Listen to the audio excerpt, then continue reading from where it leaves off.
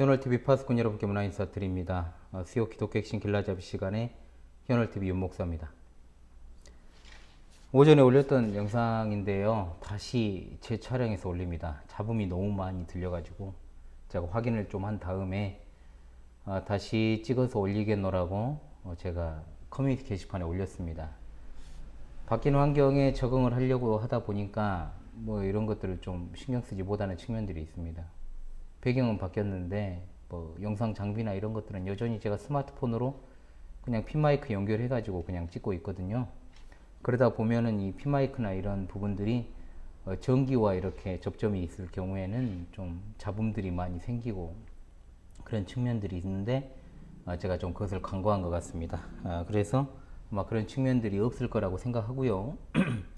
자, 새로운 마음으로 이미 보셨겠지만은 조금 더 나은 음질에서 여러분들에게 영상을 전달하고자 재촬영을 한 것이니 여러분 이 점 생각해 주시고요. 그리고 또 마찬가지로 제가 함께 경건의 시간도 녹화를 했었습니다. 그래서 똑같이 동일하게 그런 잡음 현상들이 있어 가지고 제가 그 부분들을 잡을 수가 없어요. 따로 편집할 때는 잡혀지지가 않아 가지고 처음에 이제 녹음된 부분에서는 어떻게 할 수 있는 도리가 없어서 재촬영을 해야 되겠다. 어차피 계속 남을 영상들이기 때문에 다시 찍어서 올려야 되겠다는 생각을 한 겁니다. 자, 그래서 늦은 오후 시간에 이렇게 다시금 재촬영을 해서 여러분들에게 올려드리니까요.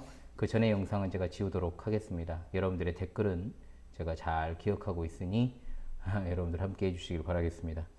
지난주부터 성자 하나님과 우리의 구속에 관한 공부를 시작을 했습니다. 복습은 여러분 충실히 하셨습니까? 계속 이어 공부를 하지요. 다롯이 새로 시작하는 마음으로 여러분 함께 학습을 했으면 좋겠습니다. 금주에는 33문답에서 36문답까지 공부를 하고요. 주차로 따지면 13주일에서 이제 14주일의 내용이 되겠습니다. 독생자와 주라고 하는 그리스도의 호칭에 대해서 그리고 예수 그리스도의 탄생에 관한 교양 교리를 공부하도록 하겠습니다. 이번 시간도 집중해서 학습을 하시고요.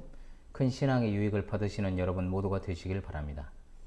예, 제 13주일 33문과 34문으로 구성되어 있습니다. 먼저 33문답입니다.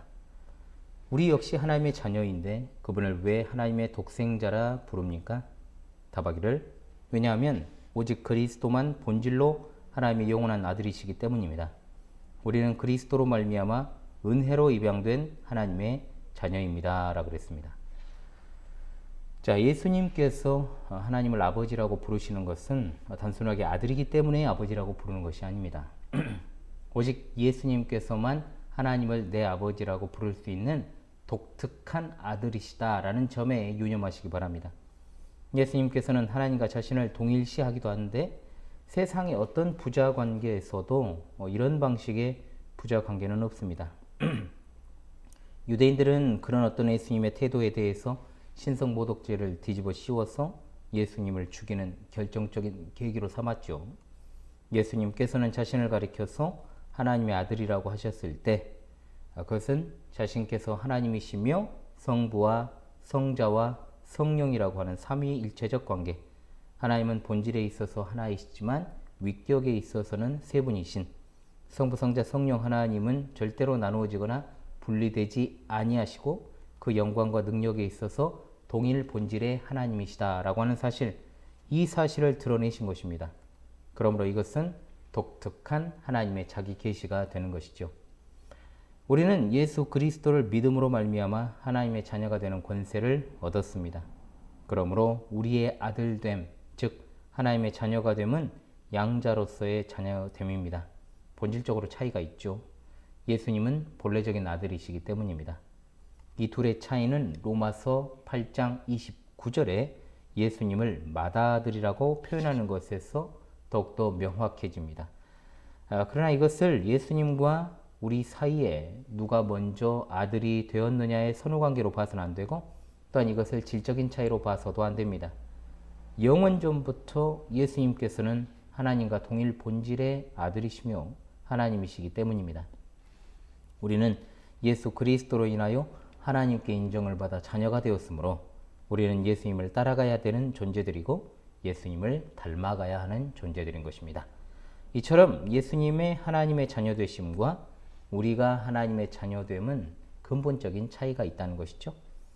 예수님을 우리가 친근히 대하고 친밀히 교제하는 것을 자칫 오해해서 인간적인 어떤 관계를 대입시켜서 여자라면 예수님을 오빠라고 여긴다거나 또는 남자라면 예수님을 형님이라고 이렇게 인식하는 그런 태도들은 굉장히 잘못된 것이죠. 과거에 한 전도사가 집회 때 이런 식으로 집회를 인도했다가 그 무리를 일으켰던 그런 에피소드가 실제로 존재합니다. 예, 목이 좀 안 좋습니다. 34문답입니다. 당신은 왜 그분을 우리 주라 부릅니까? 답하기를 왜냐하면 그분이 금이나 은이나 그의 보혈로서 우리의 몸과 영혼을 우리의 모든 죄로부터 구속하셨고 우리를 마귀의 모든 권세에서 해방하여 주의 것으로 삼으셨기 때문입니다. 라고 했습니다. 자, 예수님의 이름 네 번째는 바로 주입니다. 주님이시죠. 우리가 가장 많이 아버지와 더불어서 많이 쓰는 것이 주님입니다.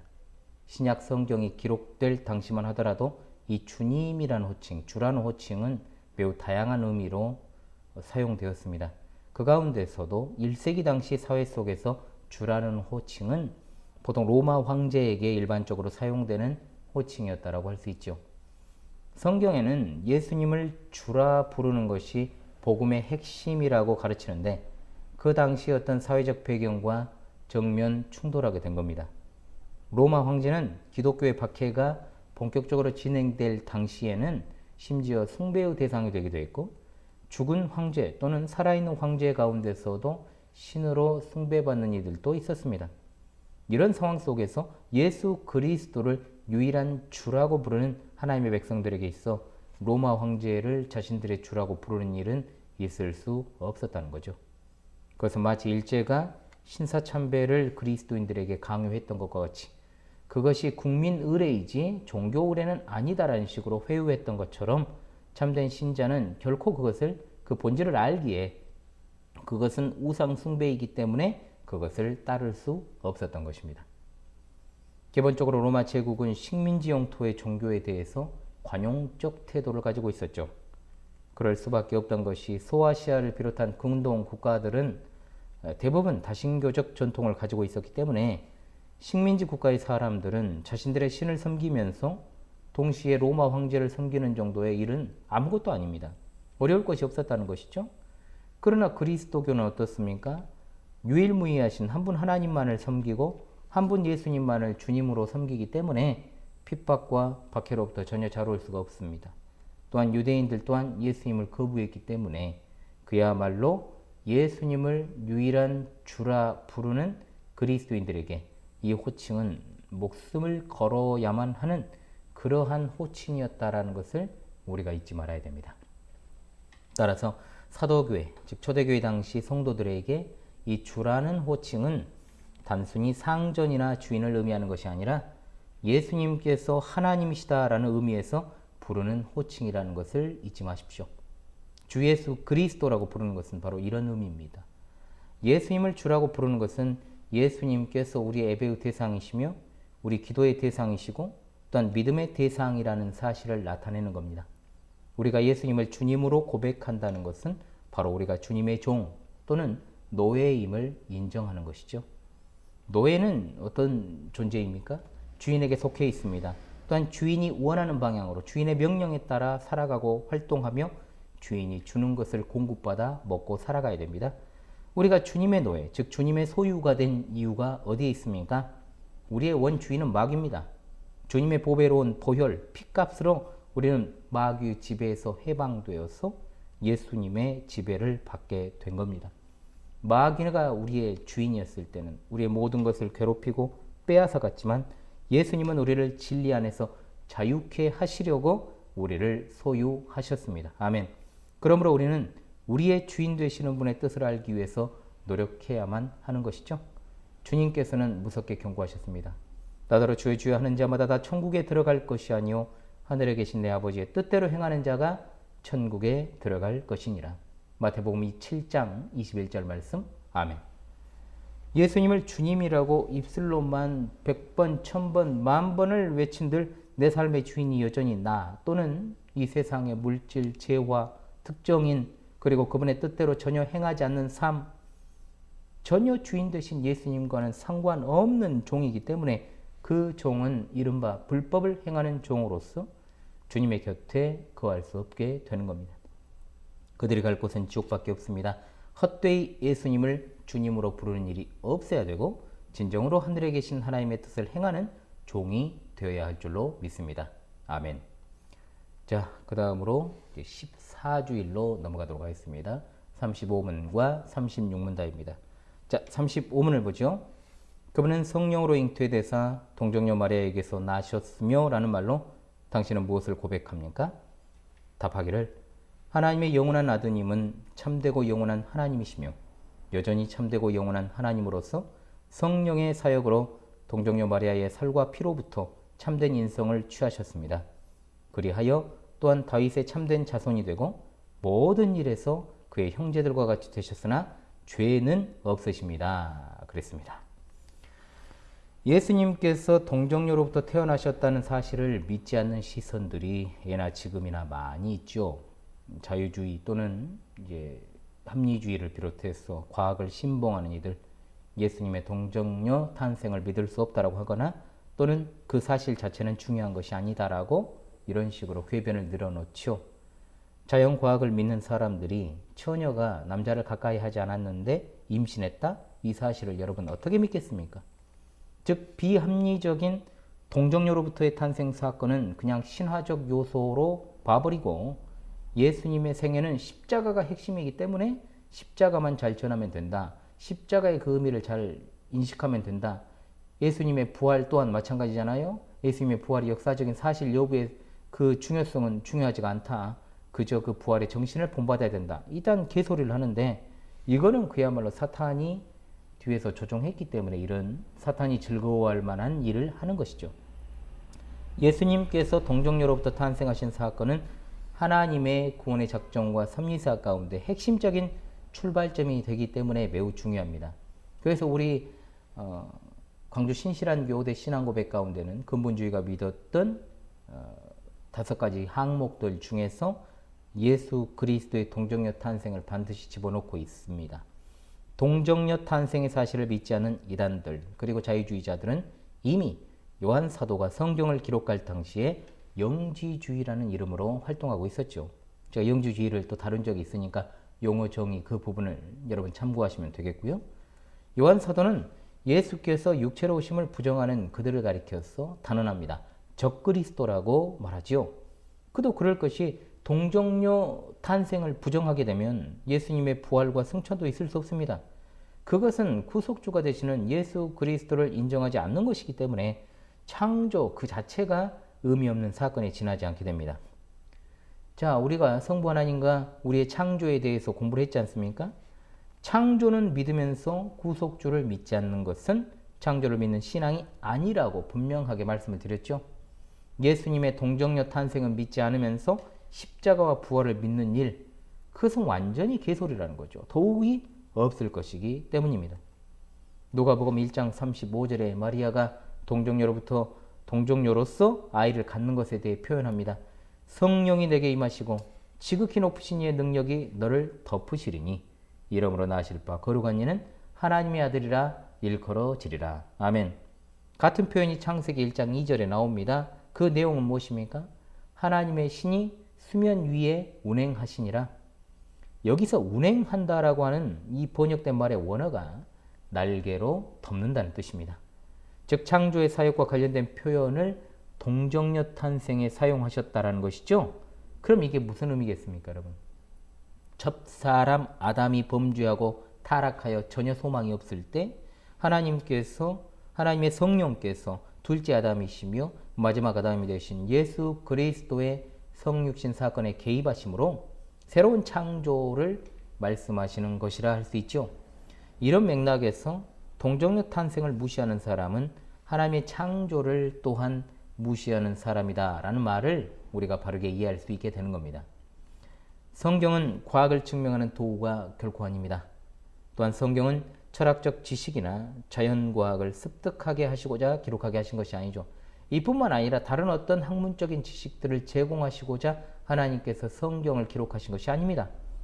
과학으로 증명이 되어야 성경을 믿는다? 또한 어떤 고고학적 유물이 발견되어야만 성경을 믿는다?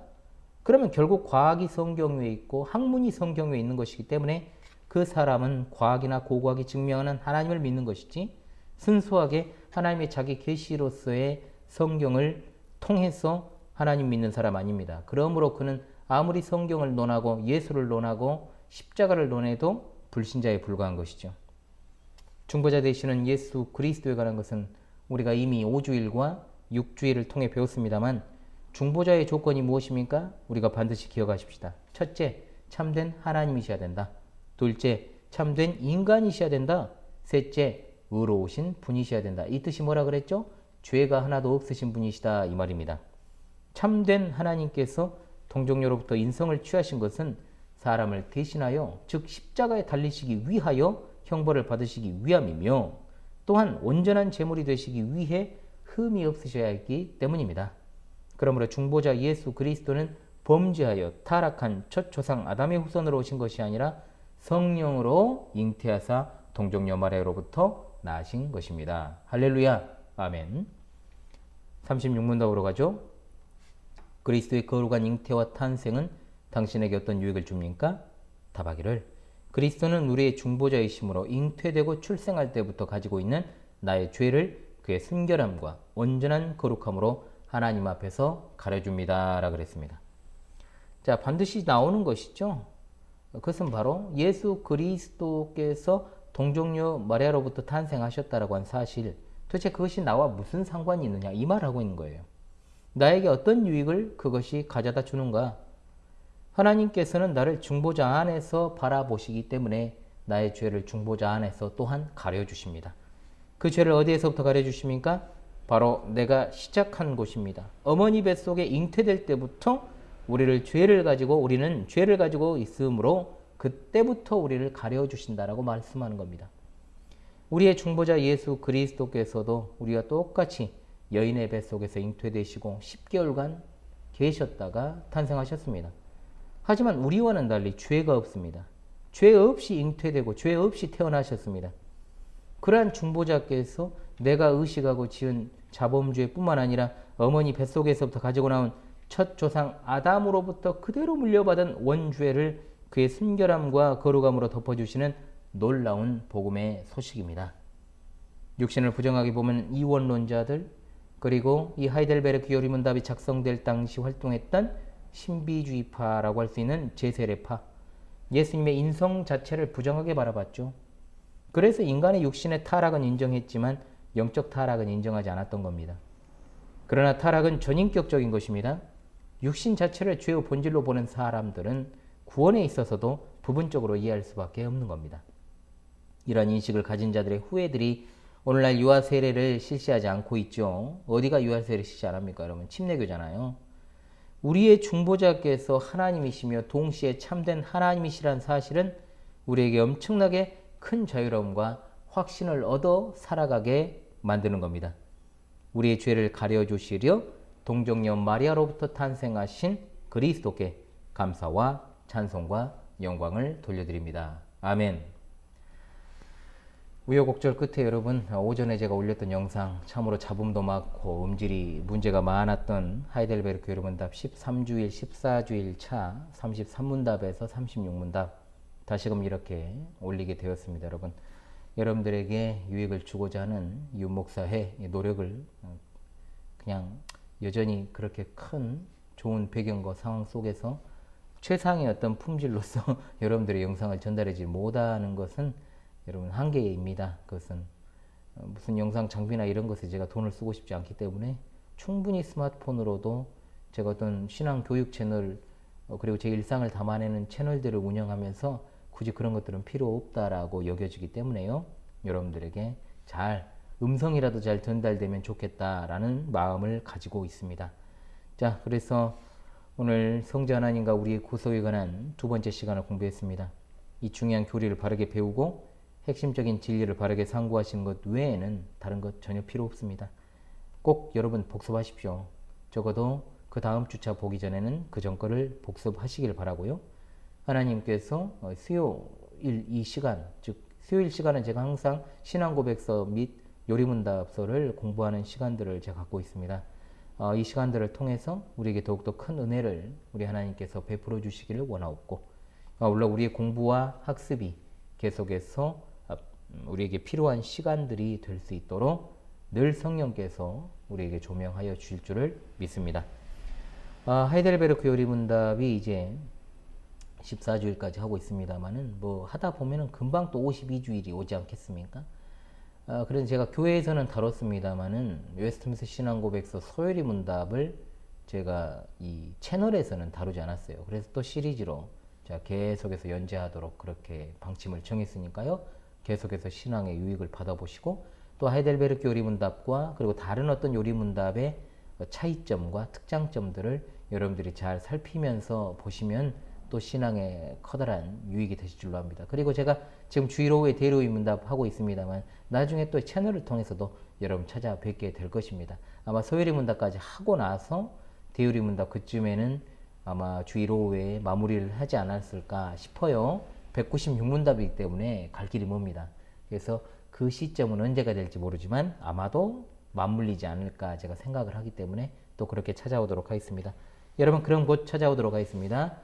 저녁 경건의 시간에서 뵙겠습니다. 감사합니다.